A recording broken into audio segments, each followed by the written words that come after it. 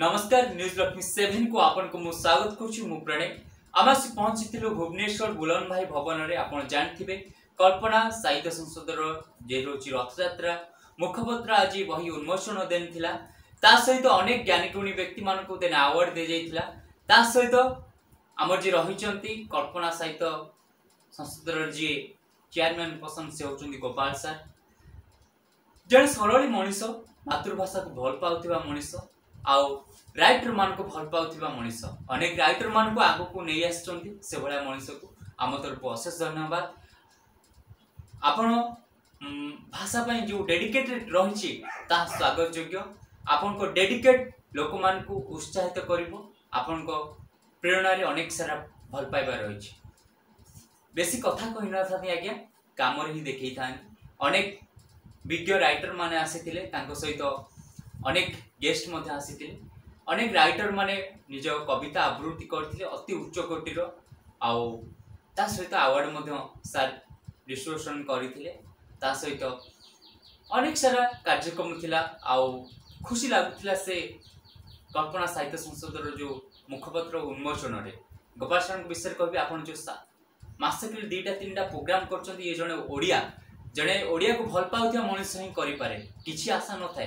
किछि पाइबार आशा न थाए साहित्य को केमति आगु नवा पे जो प्रचेष्टा जारी रखिचंती अशेष धन्यवाद सब राइटर माने तो आपन को ऊपर खुशी होचंती आपन जो भल पाइबा देइचंती आपन को जो मैम रहिचंती तांको सहयोगी बा धर्मपत्नी जे होइचंती तांको भी अशेष धन्यवाद तांको सहयोग बिना आपन को काम अधूरा रहि जांता उभय को सहयोग रे आज साहित्य कल्पना साहित्य गोटे उच्चतर रे पहुंची सारछि आ कल्पना साहित्य आहुरी आगु को जाय कि गोटे एमिति गोटे रेकर्ड करिवो जहाँकि ओडिया भाषा को आगुरी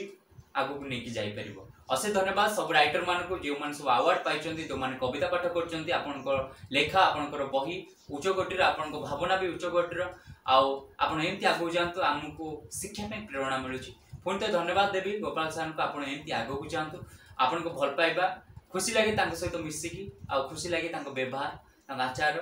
सबल पई नर्म थाए जेकोन से क्षेत्र भी अपन फोन करिवे विचार देखा करिवे सबल पई से सरल आउ दरदी जने मनीष चांद तो देखिबा केमति कोन थिला बाइक में गोपाल चंद्र जेना कल्पना साहित्य संस्कृति सामाजिक परिषद साधारण संपादक केमति रहिथिला आज कल्पना साहित्य संसद रो प्रोग्राम आज सफल होइछि आ जहाँ में आशा करथलु वर्षा वर्षा पाग भी थिला गुरुले होतला कले लोक आसी रहसी जहाँ मोटामोटी हाउसफुल लोक होइछन्ती प्रोग्राम सफल अतिथि रूप सर के थिले आज प्रथम अधिवेशन अतिथि आम संयोजक मनोज मंदिर देव एवं मानस बेहरा एवं विजय पट्टनायक विशिष्ट अतिथि आमर थे सुकांति महांती कपिलेश्वर पात्र सुकांतला सामंतराय विजय कुमार पट्टनायक एमती अनेक सारा अतिथि प्रथम अधिवेशन द्वितीय अधिवेशन में उद्घाटक थे केशव चंद्र राउत एवं सभापति पंचानन नायक मुख्य अतिथि शशधर पंडा मुख्य वक्ता डॉक्टर सुमति मंडल एवं विशिष्ट अतिथि बोलन भाई परमेश्वर दास एवं विजयलक्ष्मी साहू एवं सम्मानित अतिथि सत्यजित सत्यरंजन बेहरा एमती अनेक सर केमिति अपन थकी जाऊना एते बड़ प्रोग्राम आयोजन एते राइटर को ये प्रोग्राम तो कले टायर्ड हम थकी जीव किंतु जेहेतु ये अनुष्ठान सब कार्यक्रम रही साहित्य प्रति सर गोटे भल पाइबा रही भल पाइबा रही थका लगे से थकाटा जना पड़े एवं प्रभु जगन्नाथ आशीर्वाद सब कार्यक्रम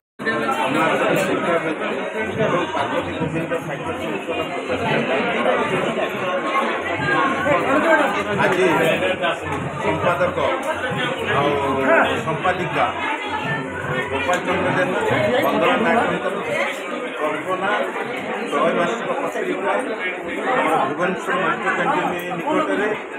बुलन भाई सेवा सदन पत्रिका उन्मोचन पत्रिका उन्मोचन सभा कार्य এবং সম্বর্ধনা কার্য করা আজির এই সভার মুখ্য বক্তা ভাবে আমি আজ পাইলু ডক্টর সুনীল কুমার এবং সভাপতি বরেণ্য বক্তা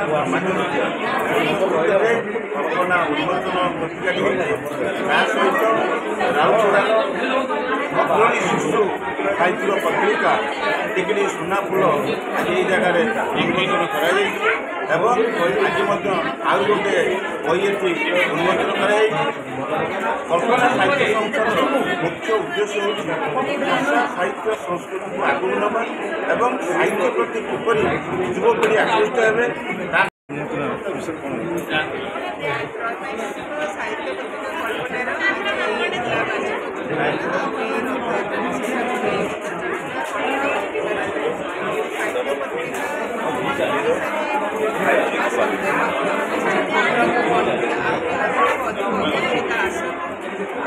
ଅଧିକ ପତ୍ରିକା ବାହାରିବ ସେତେ